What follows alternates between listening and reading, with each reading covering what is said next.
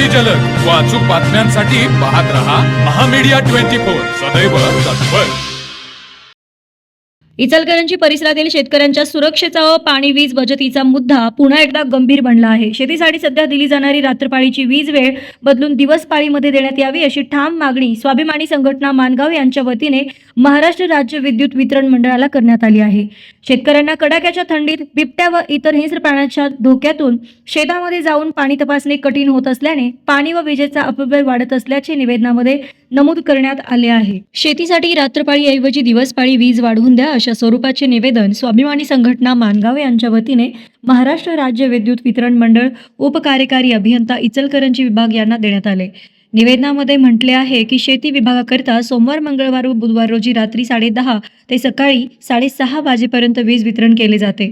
सध्या कडाक्याच्या थंडीच्या कालावधीमध्ये शेतकऱ्यांना रात्र व पहाटे शेताकडे पाणी पाण्यासाठी जावे लागत आहे।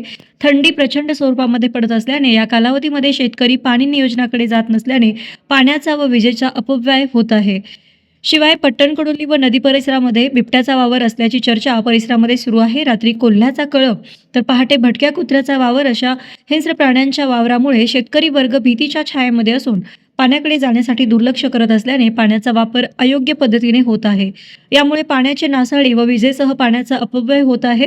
त्यामुळे रात्रपाळी वितरण करण्यात येणारे विजेची वेळ रात्री 12 ते 2 दरम्यान सुरू व सकाळी 8 ते 10 दरम्यान बंद असे उपलब्ध करून द्यावे। त्यामुळे राष्ट्रीय संपत्ती असणारे पाणी व वीज याचा योग्य वापर होऊन वीज व पाणी याची बचत होईल व राष्ट्रीय संपत्तीत वाढ होईल।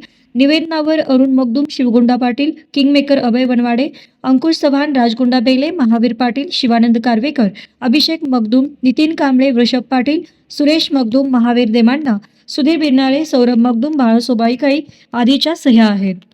तर मग चला सबस्क्राईब करायला विसरू नका महामीडिया 24 न्यूज चॅनलला। महामीडिया 24 सदैव तत्पर।